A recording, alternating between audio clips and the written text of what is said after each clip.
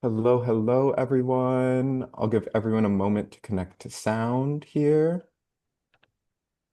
Hello, and welcome to the Brooklyn Rails 1285th New Social Environment. I'm Joshua, a Programs Associate here at the Rail, and I have the pleasure and privilege of being your MC today for a conversation featuring Will Rawls and Judy Hussie-Taylor. And now I'll introduce today's guest and host. Will Rawls is an artist and choreographer whose multidisciplinary practice encompasses dance, video, sculpture, works on paper, and installation. Rawls's work explores the ambiguities of Blackness, its visibility and erasure, its performance and abstraction, to reframe the relationship between language and the body. Based in New York and Los Angeles, he is Associate Professor of Choreography in the Department of World Arts and Cultures and Dance at the University of California, Los Angeles, and lectures widely in academic and community contexts.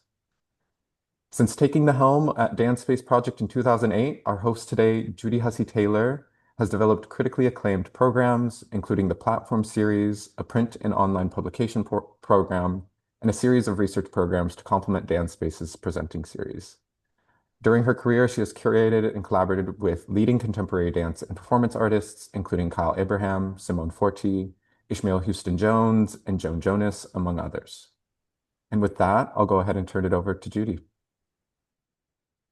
Okay.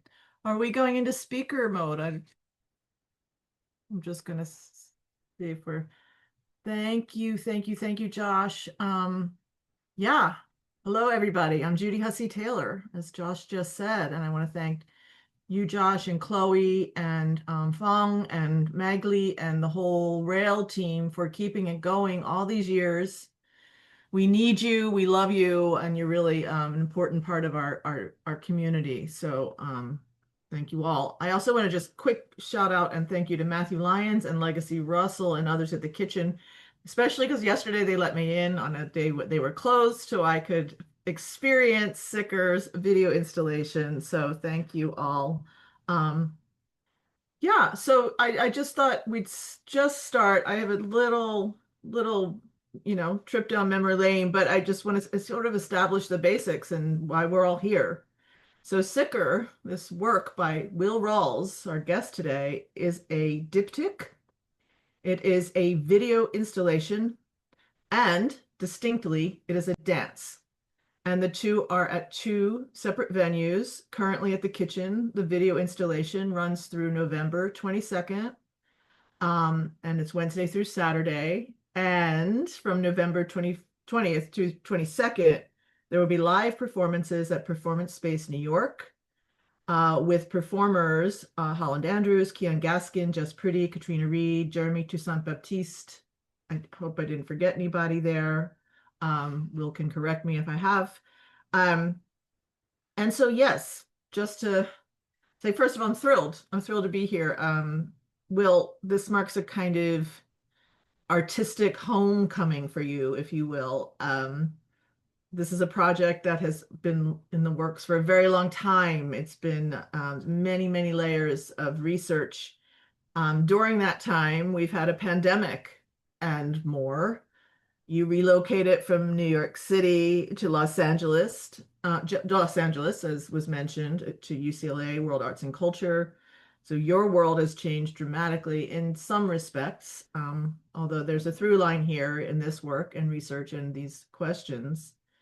And I just, over the past few days, I was like, oh, this is such a great opportunity to like to reconnect with you, to reacquaint myself with your work. I mean, all those years you were here in New York, and I've been ruminating about the many facets of Will Rawls, the artist, filmmaker, choreographer, performer, writer, editor, theorist, curator.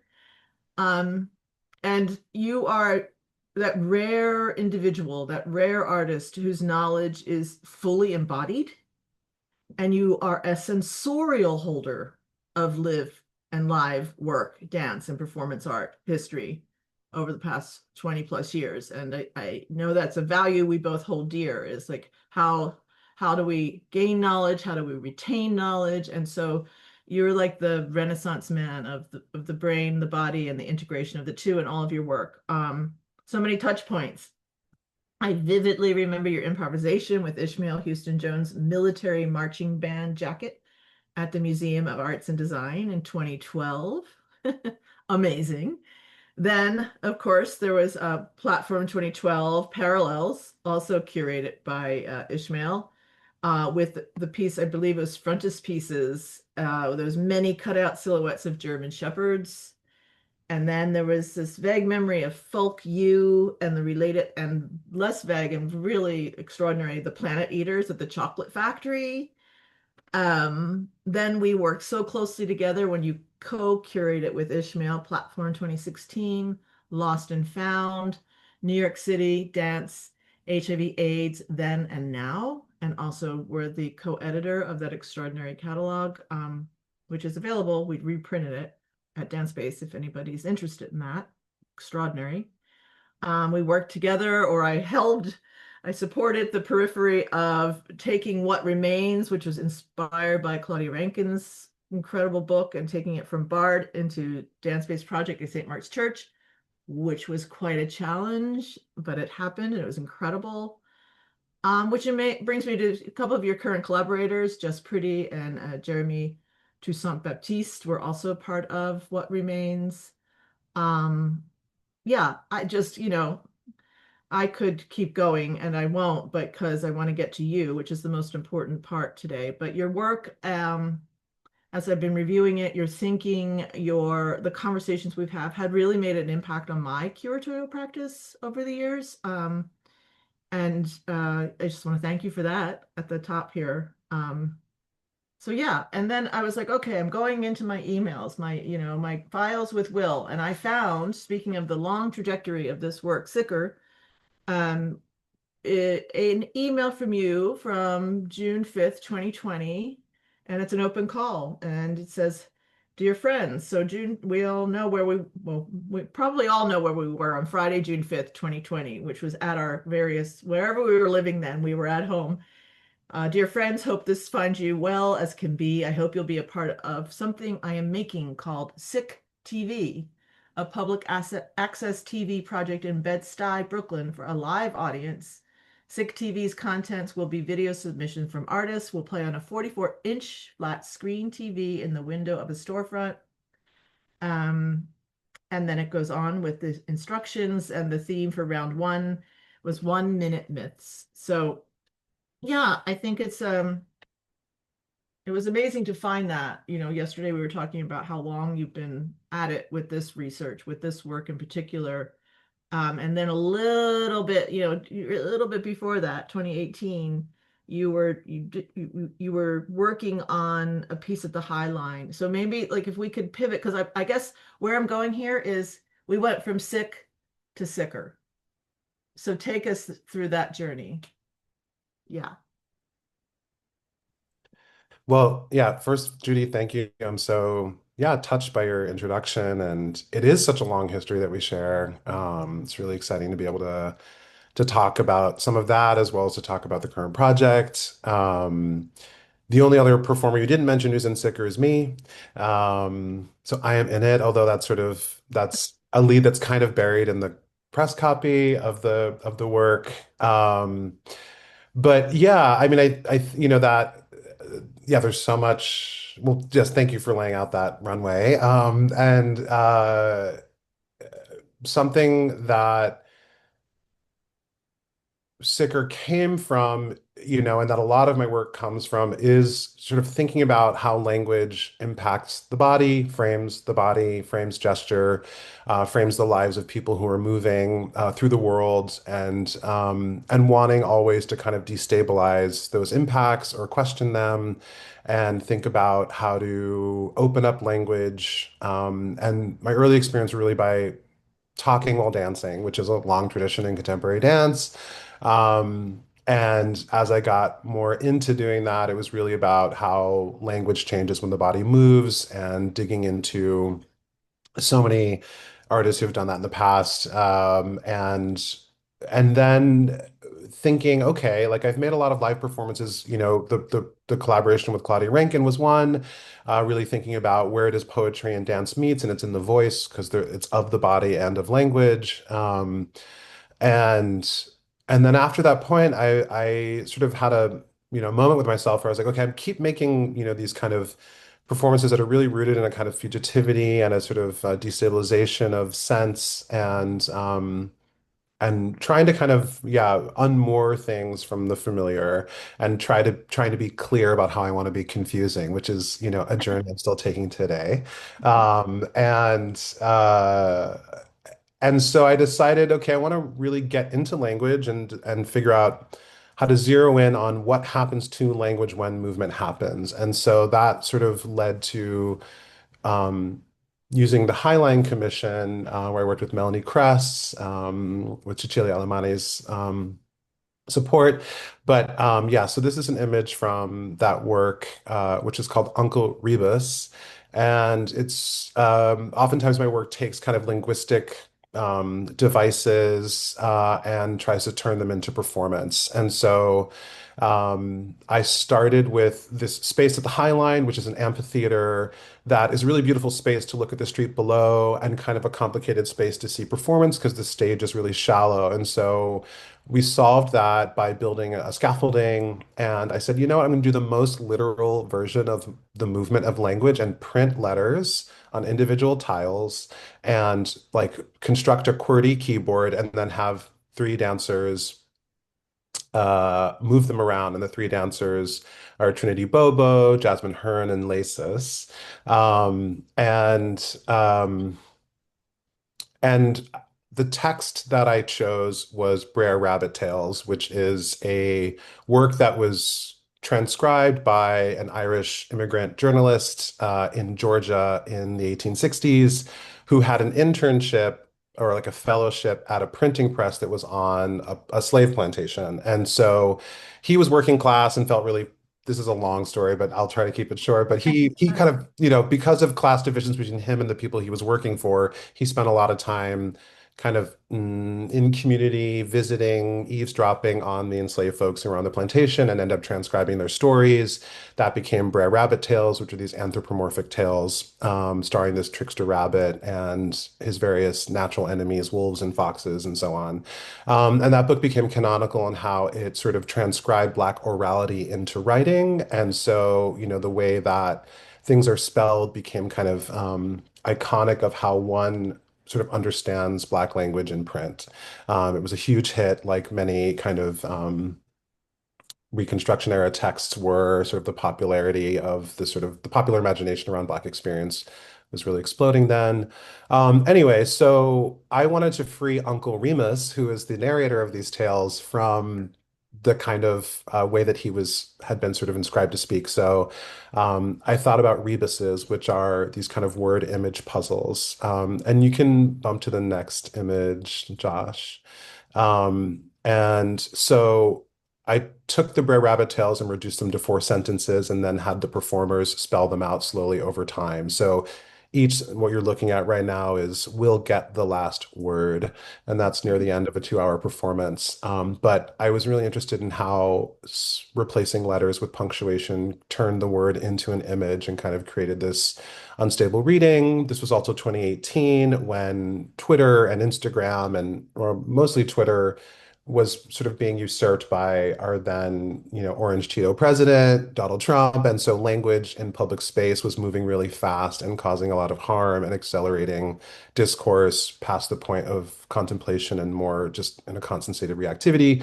So I thought about how to slow down language in public. So that's where this project was born. And you can move to the next slide, Josh. Um, and yes, and I think it is the worst of times, sort of feels very resonant now as well during the second administration. But then, where did sick come from? I was looking for a way to take this 2D version of how I'm visualizing how language impacts or is intervened in by Black performers and the dancing body, the moving body. And I wanted to make it 3D. And I was thinking, okay, how do I make an image that lasts? And so I thought about photography and that kind of led me into stop motion, which we'll kind of talk about next. But the word sick, which is SIC in brackets, is a word that is featured in a lot of titles of my work. The Sick TV project, which is a pandemic project, was sort of thinking about how to kind of bring other people's work and sort of cite them by presenting them on this kind of television that was playing video in a storefront and to passersby to try and create a live audience outside where it was sort of safe to be and to convene to view something. So, um, yeah, and then Sick has been, I made a solo called I Make Me Sick for Greater New York in 2016, which was me reperforming works by choreographers I had worked for. And so, citing my own labor inside of those projects and restaging it as an autobiography, thereby kind of changing those works and playing with my own storytelling. So the Sick has kind of circulated my practice for a long time. And then Sicker started to come into being after that Sick TV project. I'd been working on it already for 2 years, but understanding televisual media and display and monitors and just managing all those gigabytes of information was kind of the beginning of building out Sicker, which became the video installation, which is at the kitchen now. Um, that probably answers part of your question. Yeah. Yeah. Yeah, no, there's so much there. And there's of course citation, and then there's correction, right? Uh-huh. So Yeah. this sort of interplay between and you cite it yourself, citing other people's work, but then there's this interplay between, and maybe this gets into both stop animation, but also the green screen. I don't know if we want to jump there yet, but citation and correction. I just want to Yeah. say I did not remember. I don't think I ever watched the Walt Disney had the show that was on from 1945 to 1972. Didn't know it was that long. It was Mm. Uncle Remus and his Tales of Brer Rabbit. Yeah. So it's been in the popular consciousness for a very long time, and I think sort of been lost and comes up again. And I also love this uh, mistake, if you will, and then correction of Rebus and Remus. Hmm. I mean, maybe we don't have to linger there, but I do think there's this constant interplay between the thing, the person as is, and then the correction of one is who who you are supposed to be. Hmm. Anyway, I'm Yes. gonna add Yeah, that. very much so. I mean, I think the Uncle Rebus is, causes a double take, which is, if my performance is working, then that's what's happening when people are watching it is to kind of see and then see again. And so Rebus was like one attempt of many to try to do that in my work. Yeah, and I think there's kind of a real connection. The word sick, is used when you cite someone's speech who isn't speaking in quote unquote standard English or proper English in a standard English text. And so you use the word sick to point out how what they're saying, it's wrong. So you're both using it to kind of enhance your writing and pointing out it's like out of placeness within proper English. And so that kind of that led to sicker, which was sort of how do I kind of extend the sort of un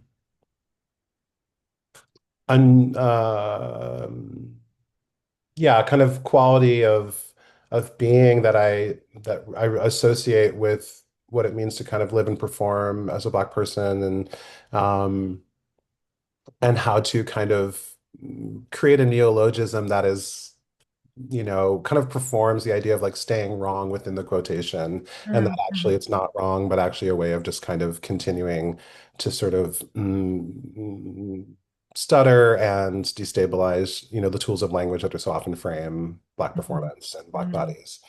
So that's where sicker came from. And it was a term that, I came up with, I think, in 2018 when I was, applying for grants. And then over the years when the project was waylaid by the pandemic, that term started to fill up with more meanings over time. Certainly, it echoes, of course, just illness and being sick and thinking about the folks that were exposed first and foremost to COVID were the essential workers. So many Black and Brown people died, and so this project, because it's been going on now for almost 8 years. It has become more than just a dance show. It's become kind of like a way to read my life over the past 8 years and try to understand better how to make sense of the world through the lens of like a creative practice. It's sort of taken that to a new level for me. Uh, Yeah. yeah, Yeah, I love this quote of yours, speculating on the potential for collective strategies of narrating the world uncorrected. yeah. I just like, just love that. Yeah, period. I mean, I think that my dad's also from Georgia, the South, where, Uncle Brer Rabbit tales were written and inscribed. And, I Mm. grew up in the North and, not to sort of totally binarize my identity, but, there was ways in which I was being trained to speak, the way I speak now, which is not how he spoke and told stories and kind of evoked his past. And so I've always been sort of obsessed with like error as a kind of false name for what's actually happening when people are communicating and expressing themselves.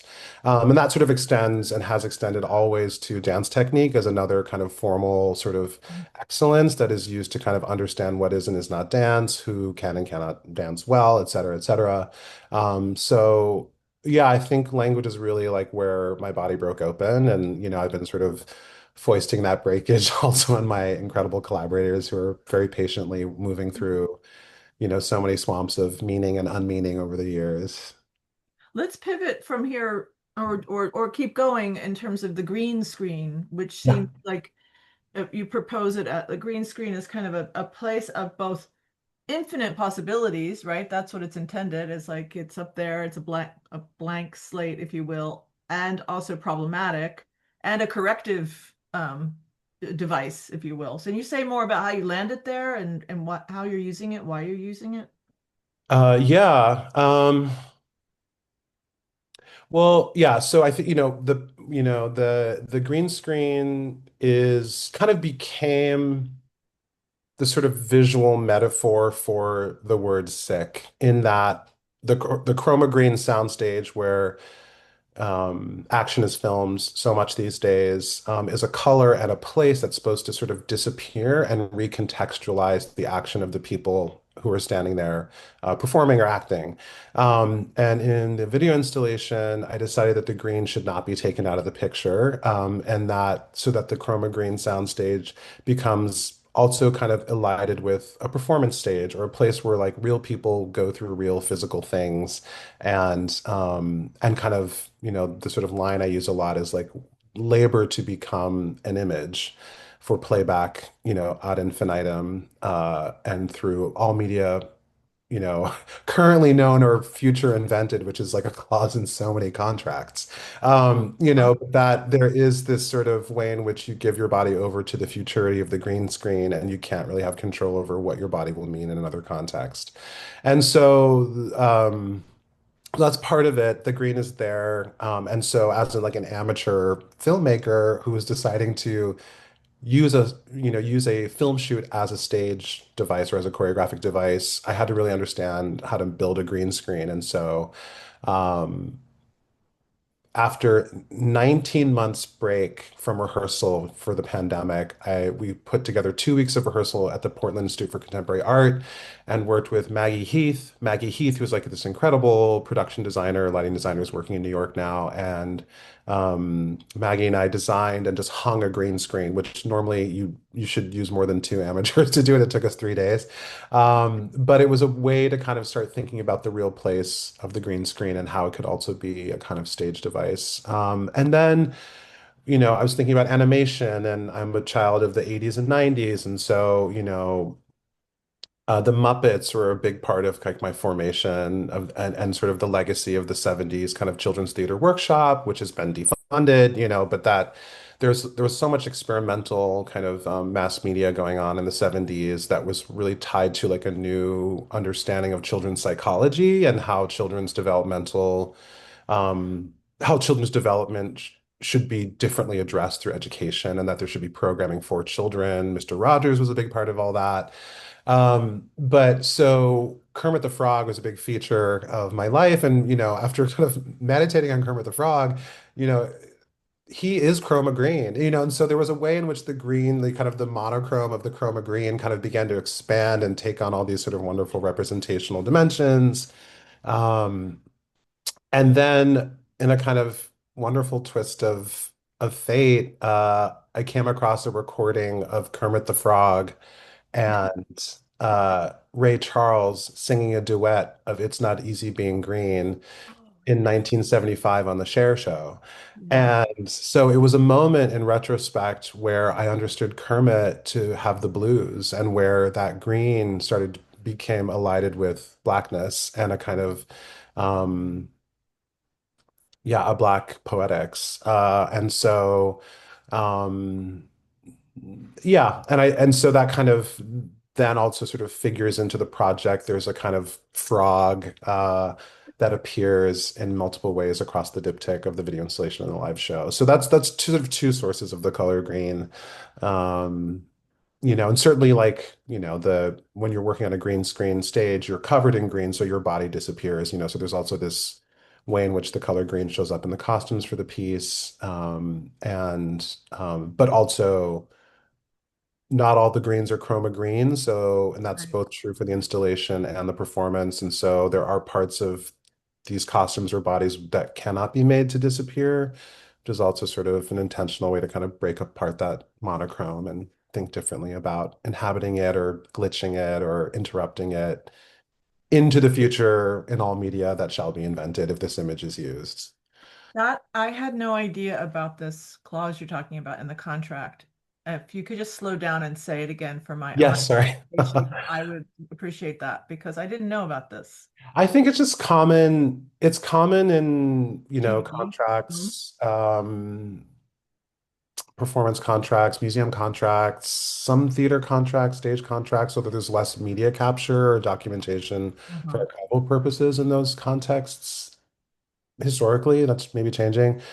But the clause basically says it's a photo release or an image release for photo and video to be used by the institution in perpetuity across all media that is currently known or will be invented. So like Sure.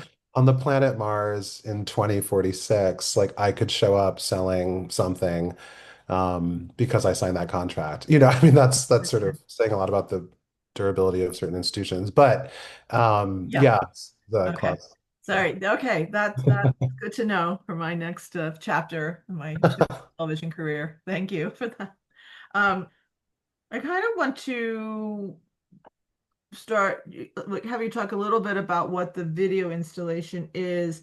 I noticed yesterday, and I've ever run across it talking to you or reading about the piece, but there are cat o' nine tails in the room throughout the. Should I say that? That there Yeah, yeah, cattails. Yeah. um You can switch to the next image, Josh. Thank you. And I mean, there's so much to talk about. There Mhm. is also the green, and there are other colors being used. There are portraits that I want you to talk about in a minute. But before I forget, this is just for me. I'm like, can you talk about those? You can see them in the space. They're very small. At first, in the dark, I thought they were wire brushes, actually. Yeah, there you go. And then I realized, oh no, they're not. They're cattails. So yeah, tell us about that. Yeah. Well, I think the South figures a lot in my imaginary, and I visited the town where my dad grew up a lot when I was a kid and into adulthood. And he grew up in a town called Waycross, Georgia, which is on the edge of the Okefenokee Swamp, which is a 7,000 plus acre swamp that crosses the border of southern Georgia and northern Florida. And it's like it's really cool, unique swamp that was like a basin that filled up with water and flowed to the sea rather than the opposite, which is usually like rivers flowing inland and stagnating. But the swamp, in that very area was a place where many indigenous peoples, Creek, Seminole, escaped, into the swamp to free themselves from either the Indian Removal Act or other forms of persecution. It's also where enslaved peoples escape to kind of transform and undo their social conditions. And so uh, I wanted to evoke that space in just with just the cattails, both because they feel like a good like metonymic, sort of signal for the swamp, which is a place of undoing and sort of let's say choosing to narrate your world differently by kind of going into marronage or kind of absenting yourself, even, to move into, what's known or what's sort of interpreted as an unhospitable place like the swamp. And so I wanted that sort of framing for the kinds of things I'm thinking about in terms of both really like examining the sort of capture and the sort of stakes and potential violence of capture that is inside of filmmaking and then also trying to produce an installation and a live performance that also are constantly sort of shifting genres, moods, syntaxes, and things like that as a way to evoke some of the kind of breakdown that's possible in the swamp. Yeah. Yeah, there's a lot there. Two things I want to I want to ask you about. One is, can you just say a little bit more about the violence of capturing on camera and film and what you mean by that? Because that's a big topic. And then I also then want to move into syntax, which is so much a part of your work that you're building.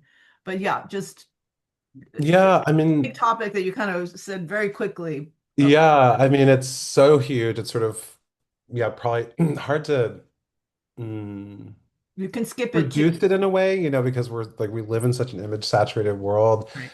Mostly I see images used towards ends that you know, are not informative, but just sort of spectacular. So I think in general, like images are mostly circulated for attention grab, regardless of the content or what they're communicating, either about someone in need or even a moment of celebration that maybe erases the struggle to arrive at that moment of celebration, and so on and so forth. I mean, historically, the camera has been such the video camera, the documentary film, but also the photographic camera has been such a tool of racist science and kind of the false science of racism and portraiture and phrenology and other forms of kind of scientifically framing Black people and then making claims about their interiority based on like the surface image. Um, I mean, Oscar's so black, hashtag, there's also like these other kind of ways in which, I mean, Oscar's so white, excuse me.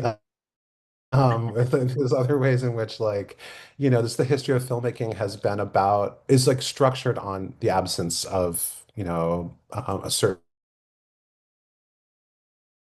kind of Black And also figuration and agent. authenticity and truth in terms of anthropological documentation. And Yeah, and sort of yeah, uses a tool towards like a false authenticity.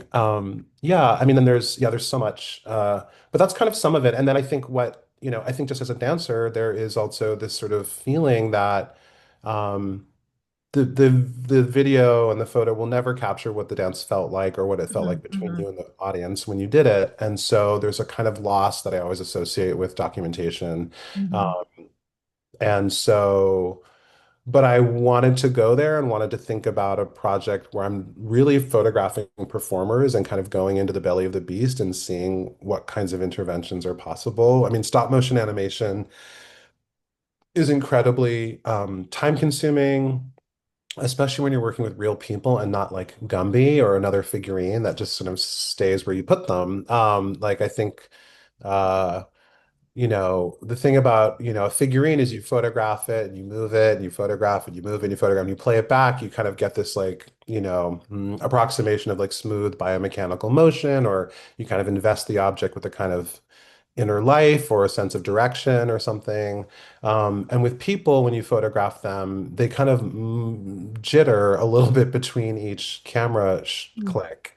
mm, And that jitter shows up when you play it back. There's all this like mm, mm, bounciness mm, and for me that like has become like a sign of life inside of mm, like the situation of capture. So depending on how fast you're playing back the video, you might need like 800 photographs to make a minute and a half of stop motion animation. And so to ask a performer to kind of sit for that or to move through that incrementally in excruciating ways was a way to both examine the kind of force of the camera and the kind of labor of becoming an image, and also kind of I was interested in sort of is this still a dance? How does this become a dance? Like where does this sort of performer's intelligence and inner life show up in this kind of intensive staged process of making this film? Um, and it turns out that the life kind of shows up in between when the camera's taking the picture. That's when the performer is like bored and whispering to the friend, or kind of like, shaking off and then hitting the pose again. There's all these ways in which the making of stop motion animation with real people is also a portrait of the life that kind of slips between frames. So, I mean, is it, uh, I'm hearing you and I'm thinking, oh, that glitch, that imperfection is actually, I mean, is it too much to say that's where the liberation happens within the capture? That's the freedom. At That's least the potential for it, yeah, totally. And it's liberation insofar as it's temporary too. Like I think yeah. liberation has to be manufactured over and over. But yeah, Right. I think that um yeah, totally. I would love for you to talk about the because what images we're looking at Oh yeah. are, we don't want to show everything because everyone should go and sit there. It's an hour long, 53 minutes actually, and during those 53 minutes, there are portraits, I think you call them. Can you talk about the structure of the video installation specifically? In Yeah. Um the yeah, maybe we can you want to look, yeah. go back. I just want to see what other, I don't know if there's any like really good close-ups. Yeah, is there a way to punch into this image at all or Yeah. yeah, okay, great. Josh. So, the installation is composed of video projection and then a bunch of wooden frames that are stretched with different fabrics that are different colors of green. And so the projection passes through this, what I call like the asteroid belt of hanging frames, and the body of the performer gets kind of like splintered across different surfaces. Um, and the footage itself, yeah, this sort of the installation is sort of structured as portraits. There's 5 performers in siccer who've been all involved since 2018. Shout out Wow. saying yes for, more than half a decade. But so I make portraits of them in the green screen soundstage, navigating, moving incrementally with the camera shutter click. And so you get this portrait of a dancer, like video of a dancer moving incrementally. Um, and then what you get sort of at the end of each portrait is the actual animation that's been rendered. And that sort of takes you off in this other kind of like narrative fugue state, sort of truncated narrative fugue state. Yeah. And then in between the portraits are these kind of transitional, sort of more color field. Maybe you can bump back 2 photos. Um, yeah, that one. Yeah, if you can punch into that a little bit more. So then and then there are these interludes, which are kind of just like color and sound, Mm. that are evocative. I won't really go into what they're saying, but they're there. So the structure is like portrait, interlude, and then there's a group portrait as well, of all 5 performers. What is that? Was that what you're answering your Yeah, yeah, question? no, no, exactly. So there's the portraits of each, and then there's a sort of a end ensemble moment of Mhm. all. Yes. Um, and I guess, I have just formal question around perspective, which came up when I was talking to Howard Silver, who was going to be videoing this, and he was sort of saying, "Oh, I'm so curious that what Will's perspective, like how this should be seen. What's the perspective? You don't have to answer that, but it's a question. Is it meant to be taken in for all 50 plus minutes sitting in one spot? Do we move around? Are these screens also hanging meant to be looked through, or is it, Mm. what are your thoughts around that? How to be as a body in relationship to this installation? I both do and don't want to answer that, because I think the installation, kind of Yeah. carves up space in a very intentional way, and it's meant to be choreographic and how it invites Hmm. the visitors to participate or to watch it, and that sort of participating and watching are kind of blended in the room in some way. Yeah. Yeah. But Fully yeah, fair enough. It's just what came up yeah. yesterday, being No, there. it's great. I mean, I think it's like it's good. No, it's a good question. I think it's best answered by seeing the show, and I think that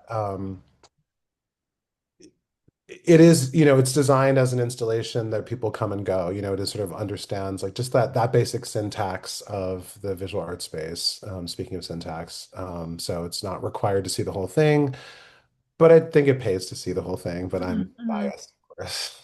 Yeah, well, I do want to ask about the diptych itself and what is important to you about the fact that this is a diptych. Yeah, Um, because we haven't really talked about the performance piece so much. So, yeah. um, Um, yeah. Yeah, there's a photo. So, I mean, you can see in the photo that it's Jeremy Toussaint Baptiste on the left side and Katrina Reed on the right side. I mean, I can go on and on. I could be do an hour on just each of the performers who are just Yeah. like superstar artists in their own right. And when I was casting this piece, like, 8 years ago, or like reaching out to like kind of like take the temperature, I was like, each of these people is going to be like a superstar. So I better work with them now before they have no time for me, And then it turned out that we all ended up being, tethered to this project for the next like 7 years of our lives. Um, but, as you can see, Jeremy is holding a frame which is also the same design as the frames that are hanging in the installation. So there's a kind of crossover of objects that operate as like windows or shields. They're some are transparent, some are translucent, some are opaque. So they kind of render the language of visibility really clearly. Then the performer's bodies interact with it. It just felt really important. Also, kind of going back to sort of the potential for certain kinds of interpretations that you leave open if you just present the image of a person and not also the person themselves, which is mostly what we Mhm. can see these days is just Mhm. images of people Mhm. instead of real people Yeah. in real life. But I felt it was important that whenever the work gets presented, that both the installation and the live performance are presented together in an overlapping timeline so that the public has an opportunity to kind of spend time with the actual people navigating some of the same questions, but in a live space. And then it's also a way to show how much the live performance can do that goes beyond what can be in the video, and also certain kinds of special effects and other things that are possible in animation and video are not possible on stage. So there's a kind of, just almost like a formal study of what is and isn't possible across two projects. Yeah, and the stage is like where I became an artist, Yeah. first and foremost. So it feels really crucial to have that in the conversation, Yeah, I'm so always. curious because so often um the live performance is an activation of the installation, and that is not the choice you made here. Right? Yes. This is distinct I, spaces for very different formal and other reasons. yes, absolutely. Yeah, I wanted to really challenge myself to make, a video work that could operate as a video work and not require, the sort of a typical kind of animated sort of invitation that is often, the language that museums use, either to animate your own work or to animate the work of another artist, as a performer in the galleries. Um, and so, yeah, I wanted it to stand on its own, but I also wanted to keep them really separate. And Mhm. that I think that really clarifies in some way, even there's a lot of crossover, a lot of medium specificity, which is like such a maybe dirty word, but like, I think that there is something valuable in that separation that helps them talk to each other. Yeah. I am I'm wondering if you want to look at a little, these are beautiful images, by the way. Stunning.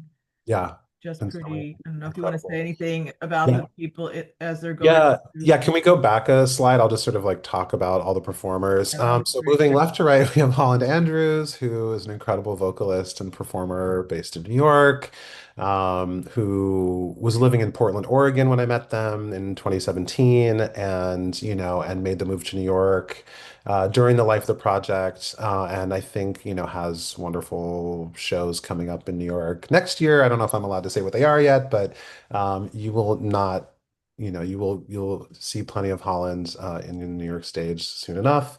Katrina Reed, also a superstar of downtown dance, has worked with Okuya Pokusili, many different choreographers. Feel really lucky. Katrina's the person who I was the least familiar with going into the project, and I feel so grateful to work with her and her like deep understanding of like physical practice and performance um and then Jeremy Toussaint Baptiste, who's in the middle, is a sound artist, an installation artist, and also a performance maker, sculptor, working at the intersection of sound and material.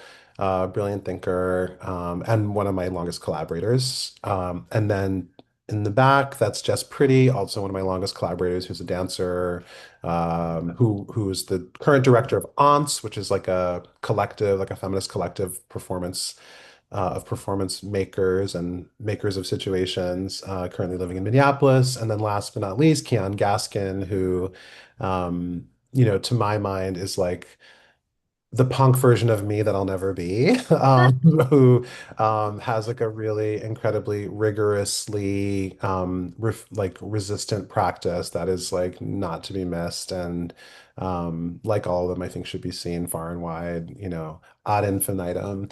Um, yeah, so I feel really grateful to work with them. That's like just a yeah, little fan moment. Yeah. But Yeah. all the sound, like I guess what I will say is that all the sound of the installation was recorded over 5 years of working with Holland and Jeremy, and just like prompting them as the ideas of the piece evolved, and kind of recording and talking and honing and shaping. And they're both master improvisers, and so blending their different ways of using digital music required a whole residency unto itself. Um, You're but making an there's album, right? I mean, you're going to make. Yes, and there's going we will release a siccer album. It's a vinyl that's like literally being pressed right now. And it's basically like 5 years of music. And it's also has the voices of all the performers that are kind of present in different kinds of skits and things like that. That's all I'll say because I don't want too many spoiler alerts, but it Although I have represents to music. say, this Yeah, might not be the most important point, but did you choose green for your vinyl color? absolutely. Absolutely. And I mean like and the color, yeah, the color green, I mean this work, what I haven't talked about is like looking at the history of cinema and how, in different films, I have five performers that have been on this intrepid, endless journey. So we thought a lot about five character films that, feature, like Set It Off and The Breakfast Club and all kinds of films in between that sort of we used as like material and fodder for developing their performances. And green figures really strongly into one of the films. It's like a centerpiece of the project. So I'm not going to give it away, but if you see the show, you will know. Yeah, anyway, I'm a big fan of I've produced one vinyl album in my life. It was Okuya Pokusili, and Yes. it's probably the best thing I've ever produced. So I'm a big fan of the whole process now. I love it, everything about it. And it's so concrete. Like at the end, you end up with this Things that awesome, last. beautiful Yeah. object. Yes. I We're have, also making a book being published by Wendy's Subway. So oh, the album and the fantastic. book will be Great. bundled together. You can get them separately, but that will all be kind of spring And business. who's contributing to the book? Or Dramaturg Kemi Adeyemi, who just published a fantastic essay on dramaturgy in the Movement Research Performance Journal, which is an entire edition dedicated to the practice of dramaturgy, where she kind of makes fun of me, which was totally our relationship. She's one of the funniest people alive, and like I need someone to kind of just crack my weird obsessive research brain and just pop me out of things and kind of get me to just laugh and take a step back. So Kemi wrote a kind of introductory essay There's interviews with the performers, like lengthy interviews about the various practices that are involved in the making of the performance, the various, like, I don't know, symbolic or theoretical ideas that we shaped together over years. I have some writing in there. Maggie Heath, who's the production designer, who's really the mind behind the image that you're looking at right now, and how green really took form as a stage design. Yeah, and I mean, there was like multiple designs of the show and things, so there's a lot of just sort of archival juiciness Can't too. wait. I just we have a we're at a crossroads here. We Yeah. can look at, which I would love to do, but we don't have to, a little bit of video of the performance and then go to questions, or we can just Oh, go right to questions. What would you like to do? well, the video is actually of Uncle Rebus, so it's not of Oh, Sicker. we don't have sticker. Okay. I don't have Sicker footage. I'm That sort of, that means, well, you need to try to see this show, yeah. actually. Um, Do you have anything you want to say before we take some questions, perhaps? um, Mm. no, I think I would just like wouldn't stop talking. So I think maybe I'll just help people help me answer by just taking questions. Is Magley and Josh, do we have some questions? Yes, we can. Yes, we have some questions. If anyone in the audience has a question that they'd like to ask Will, there is a link in the chat where you can submit your question. But our first question today is coming from Michelle. And Michelle writes, can you speak about your editing process in collaboration with the composers? The Mm. stop motion visuals and the soundtrack seem to motivate one another. Was the soundtrack composed to your finished edit, or did you receive the soundtrack and then edit to the sound? Um, I guess the first thing to say is that a collaborator that I left out who was like my right ear and hand is Jimmy Garver, who lives upstate, who works for Wave Farm, an incredible sound designer, audio engineer. He turned, the kitchen space into this incredible sensorium with full of the sound in the project. Jimmy and I took like the hours and hours and hours of the sound and began to edit down kind of themes and things that related to. So the sound editing happened before the edit of the film was done. Um, and and then they kind of coincided with each other. So it was sort of a blended process. Well, I guess the question asker has seen the installation, and so part of what the installation does is that you will find moments where you see a body's movement synced up with the sound of a camera click that really truly like signals the situation of capture that is stop motion animation.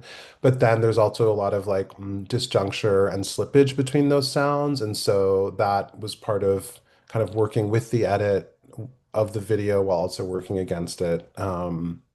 With the sound to kind of open up space between the image and the sound, which is like such a fundamental aspect of animation, the coordination of sound and image. And so those things developed separately and then really together. And the thing about the installation is that the dimensions are variable. So depending on the space that it's in, I usually re-edit the video a little bit in some way, shape, or form, and the sound also has to change. And that's sort of like an ethic of just keeping the project alive so it doesn't like fully settle, which is laborious. But I feel like I don't know, a good person because of it or something. Uh, Yeah. thanks for your question. Thank you, Michelle, for that question, and thank you, Will, for that answer. Our next question is about the forthcoming publication with Wendy Subway. Can you tell us a little bit more about how this project came into being and whether it was something that was generated at the same time as you were sort of thinking about these performances in New York at Performance Space and at this exhibition at the Kitchen, or was it something that kind of independently formed? The book itself is Yeah. that, yeah. Yeah. The book is I mean, the book has been in conversation for 2 years. So, Rachel Valinsky came to see I think the second tour of Sicker in April 2023, and, immediately was excited about the project and saw, as she says, saw the book. Um, and I didn't see the book, yet, but I think that she's been a really excellent guide along the way to kind of figure out what the book needs to be.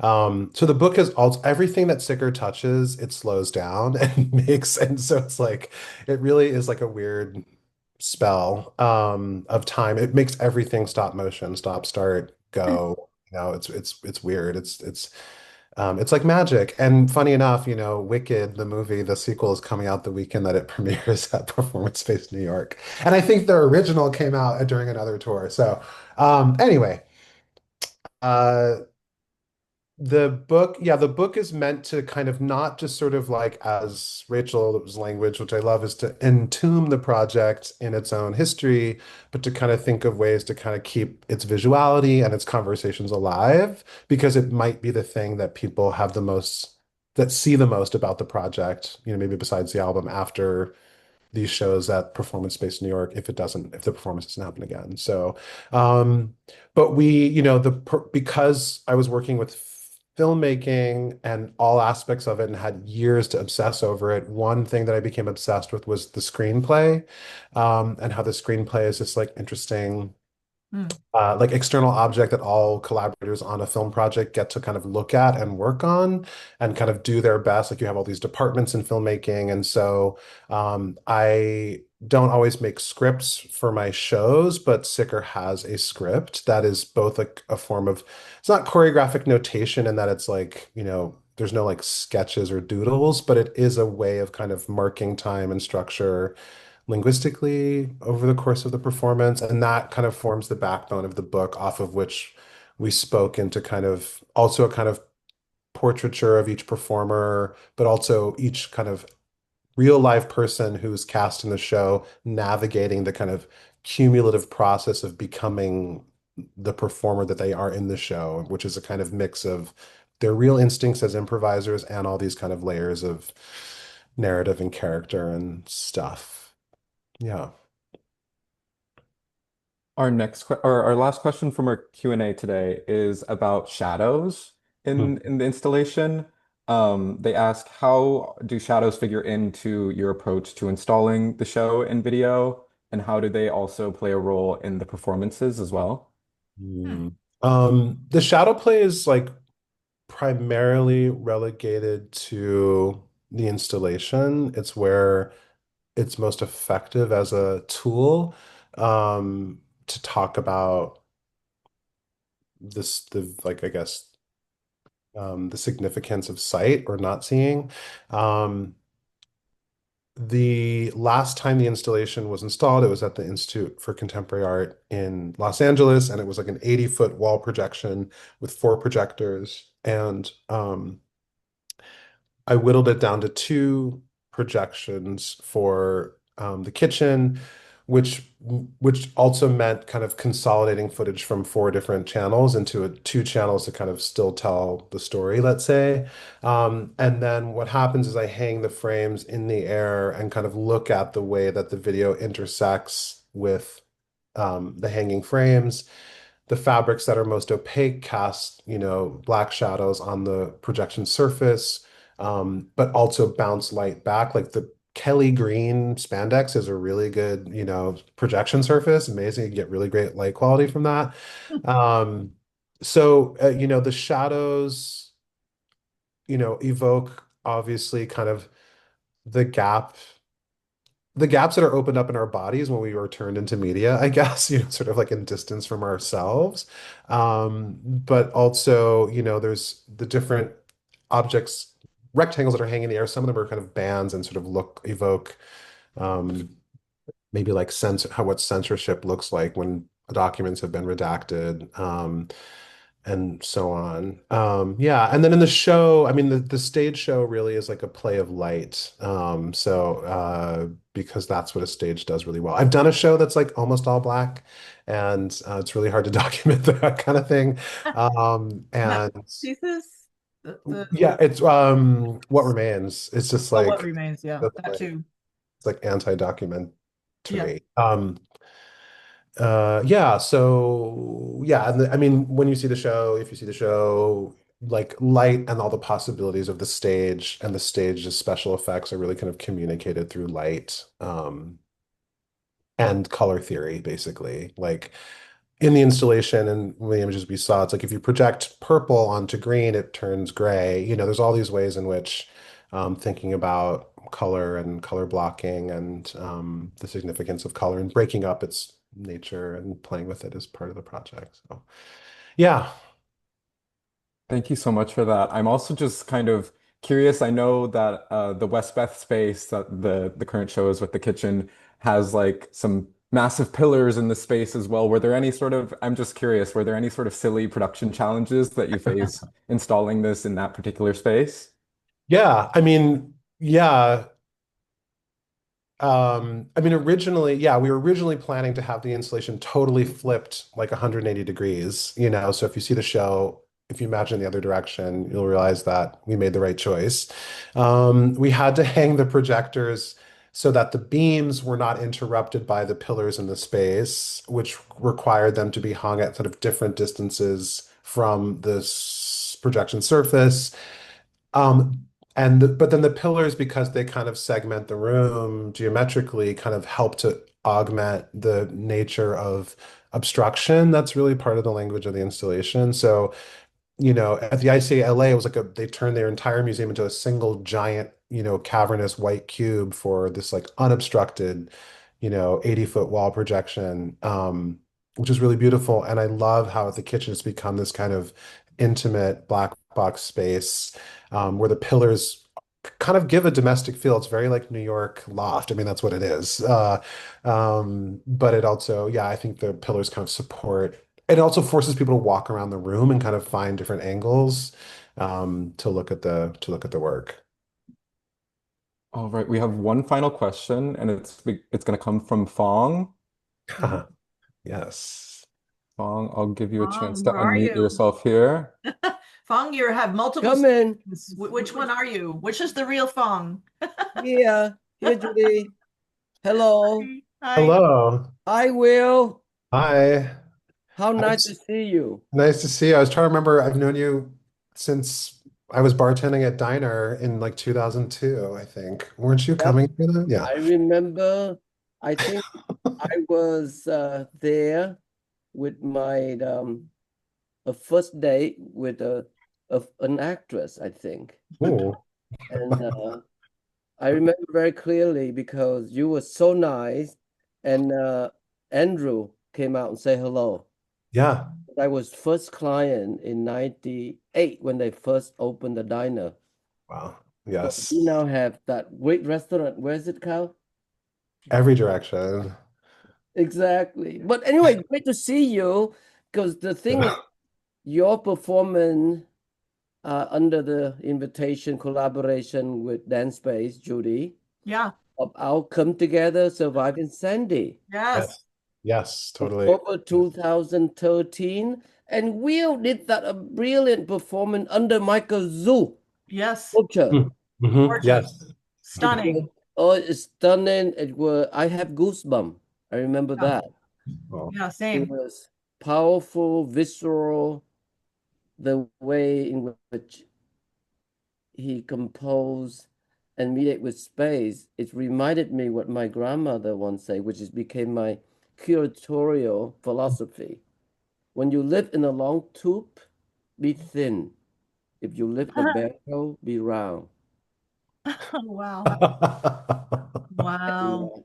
that's just so beautiful. So it's not a question.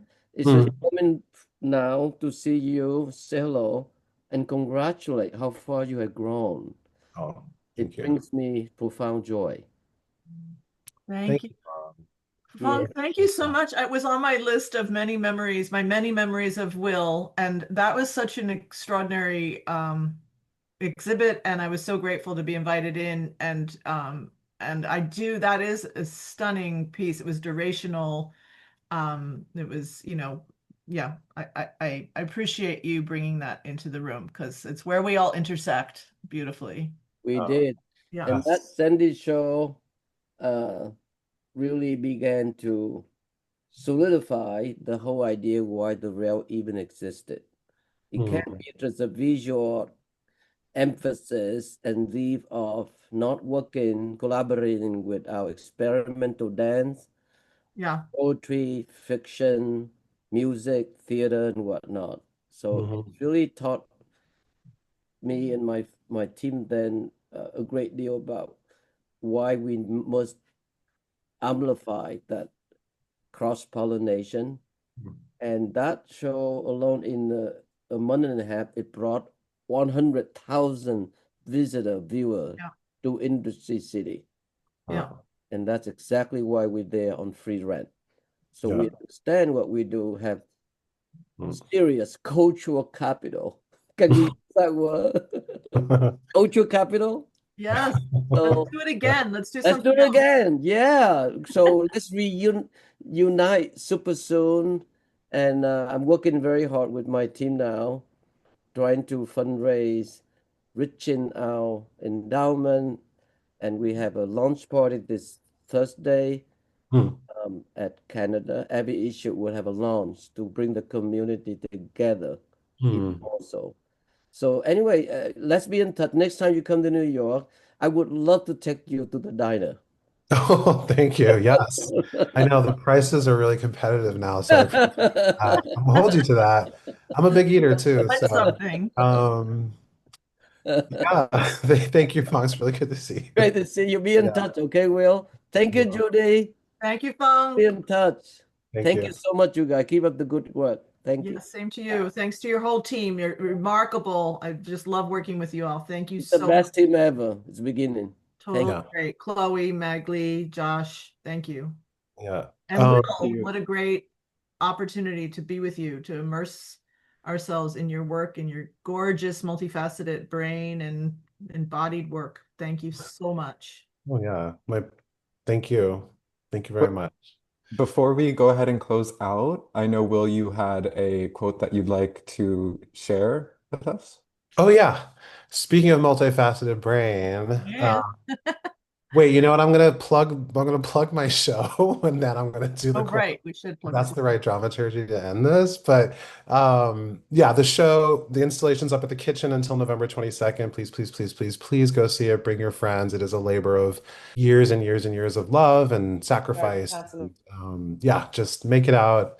It may not play again, who knows? And also the shows are sold out, but as we all know, that means that there will be tickets. So come to the show, get on the wait list, whatever it is. We will try to get every person in to see this incredible, like legendary group of performers who've been working together for 8 years on this project. Definitely worth seeing. And in honor of the many years of I think one thing before I say the quote, one thing is that we had, because of the pandemic, we had like a 19-month break from rehearsals and then 2 weeks of rehearsal and then 13 months break from rehearsal. And so that just gives you a sense of how much we weren't able to do the show in the life of trying to make the thing.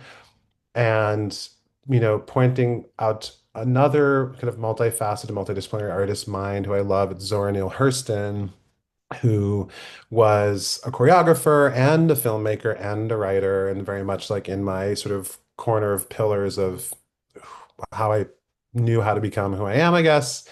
But she said quite simply, there are years that ask questions, and there are years that are answers that give answers. In their eyes, we're watching God. And, having this project come to New York right now feels like an answer that, we've been waiting for a long time. So thank you. Thank you so, so much, You will. both Will and Judy, for such an amazing conversation. What a pleasure it was. Thank you, Gilberto from the kitchen, Margaret from Studio Rawls, and Taja from Performance Space for all their support in preparing for today's event. We'd also like to thank the Terra Foundation for American Art and Tiger Foundation for sponsoring our NSE program and making these daily conversations possible, and for their support of our growing archive, which you can view on the Rails YouTube channel. The Rail has been free and independent for 25 years now. A donation directly supports our writers, production staff, and operations. Support our work through the link in the chat. And if you're available tomorrow, join us tomorrow at 1 p.m. for a conversation with Alex Strada and Gabby Collins Fernandez on the event of Strada's citywide public artwork public address. Wow. And as is real tradition, we now invite you to say hello and goodbye as you leave. Thank you, Thank you, everybody. Bye, Will. Thank you. Super cool. Thank you, everyone. Bye, Judy. Andrea. Congratulations. Thank you, Judy. Thank you, Will. Thank you, Will. Congrats.